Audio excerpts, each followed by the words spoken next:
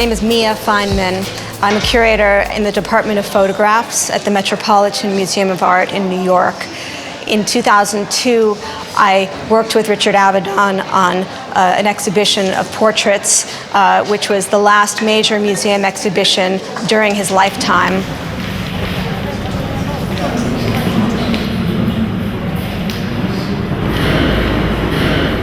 In the late 60s, Warhol's factory was the epicenter of avant-garde culture in New York. It was where everybody went to hang out. Anyone passing through would stop and visit the factory.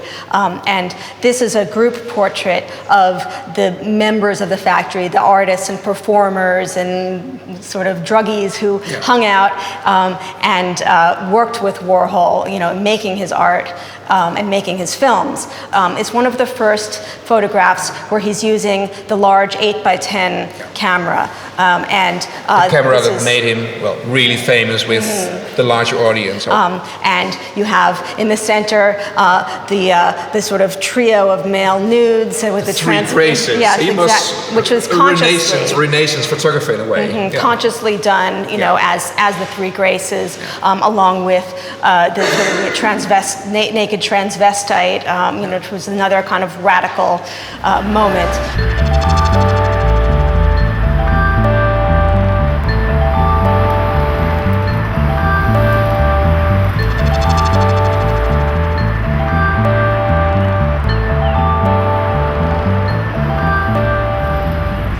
But we have asked three guests who all on their own way had a personal relationship with Richard Avedon. And we thought it's interesting to invite those people to tell something out of their own recollection of Richard Avedon, so that the man Richard Avedon comes more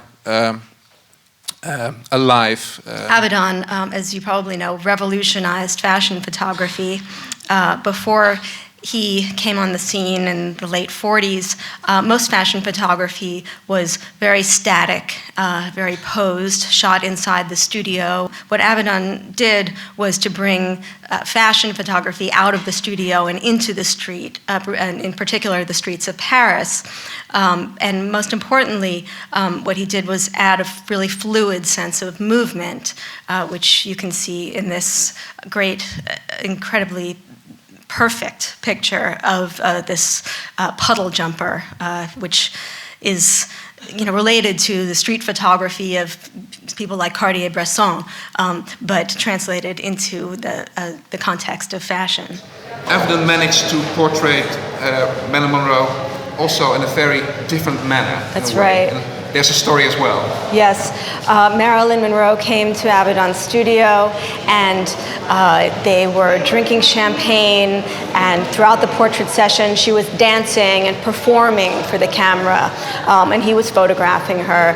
And then at the very end, after several bottles of champagne, she sat down and was sitting there by herself, lost in thought, looking vulnerable and sad, and something of the inner Marilyn, the Norma Jean, was coming out.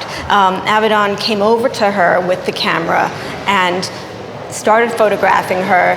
She didn't say no, and so he continued and created this image, which gives us such a different view from the movie icon, from the sex pot, the woman who's always on, always performing. But Veruschka, for instance, did you, while working with Avedon on fashion photography as well, did you notice anything of his, bit difficult relationship with fashion compared to his personal work? No, I think once he did something and he decided to work on this project with you, then he was totally dedicated, and this was the most beautiful thing you would do now for him, for all of us. He had that magic to put it all into such a special moment that from the beginning on, coming into the studio to the end, you were completely fused, and I always had the feeling we were connected, and it was so special. Yeah, and don't underestimate his fashion either. It wasn't like he totally shunned it either. No. I mean, in a sense, you become a better portrait photographer by shooting fashion, just like you become a better fashion photographer by shooting portraiture, and he understood Explain that. why. Yeah. Dealing with coming from a different point of view. I mean, if you want to get a great portrait, if you want to get a great fashion photo of somebody, well, going into the mind of that model, the person you're photographing, you get something out of them that's not oppervlakkig. Yeah.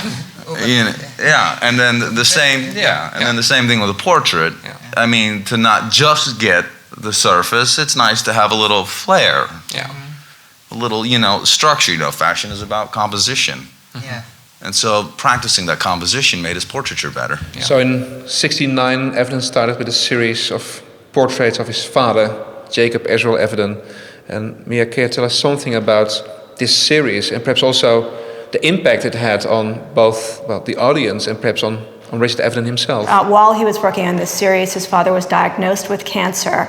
And so then it really became a series about death and dying. Mm-hmm. And in the progress of the work, you can see his father's health deteriorating. So some people thought it was merciless in a way, but I don't fully agree with it.